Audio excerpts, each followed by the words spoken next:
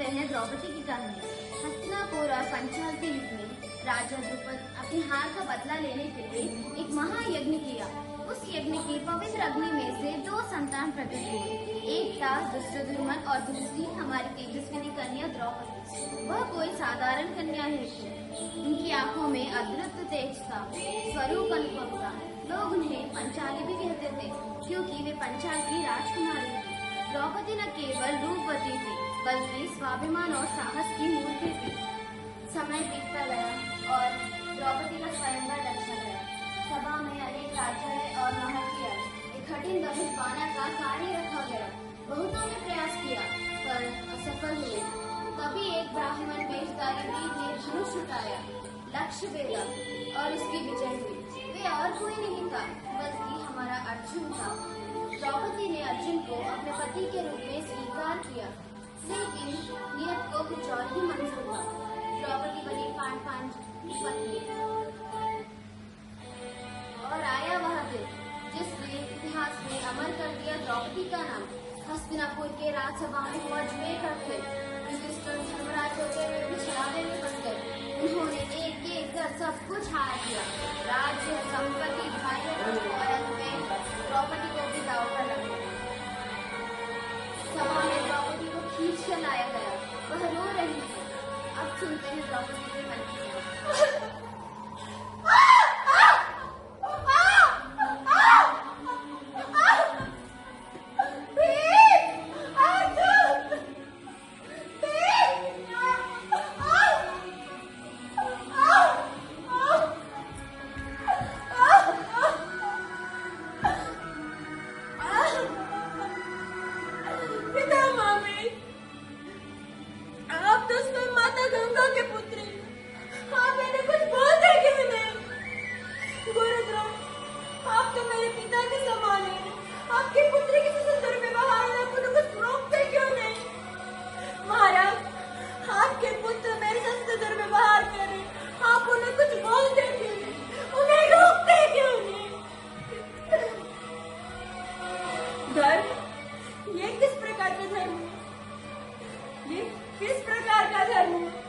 अगर पांडव पुत्र अपने आप को जुए में हार गए थे तो मेरे पर उनका अधिकार ही नहीं थे, तो किस प्रकार का ये धर्म है?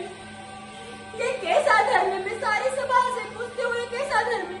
वो धर्म ही है क्या जो सिख सम्मान करना ना सिखा? वो धर्म ही है क्या जो सिख का शोषण करना सिखा? लांछन है इस धर्म पे मेरा, लांछन है इस धर्म पे मेरा। मैं सारी सभा से प्रश्न करती हूँ।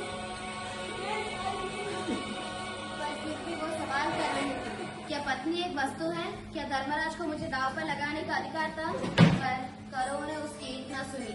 दुर्योधन ने आदेश देते हुए कहा, दुशासन द्रौपदी की साड़ी खींचो। अगर सारी सभा को यही मंजूर है तो ठीक है।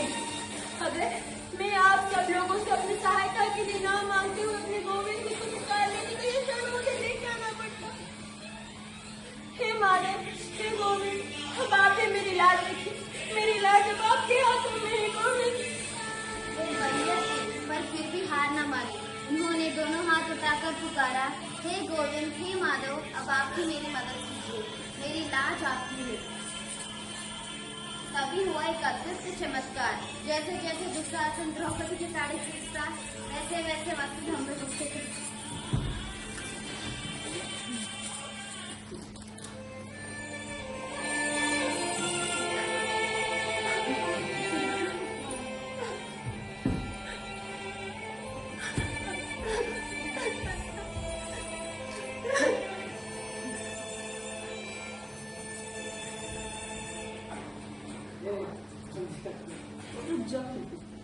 मेरी क्षमा करो, वरना मैं मलिन हो जाऊंगी।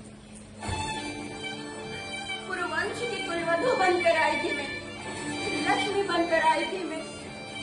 अपनी मर्यादाओं को इसे कैसे भूल सकते हो आप लोग? अपनी लक्ष्मी की इस प्रकार बेइज्जती कैसे कर सकते हैं आप लोग? मूर्ख दुर्योधन, मैं तुम्हें श्राप देती हूँ।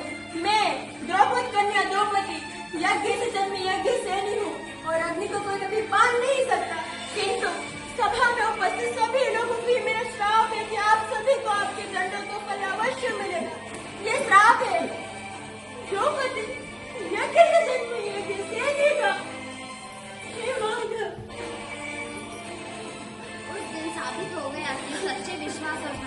जब भी पुकारा जाए श्री कृष्ण सदैव अपनी भक्त की मदद करते हैं। द्रौपदी का जीवन हमें यही सिखाता है कि सच्चे विश्वास से हर संकट पार होते हैं।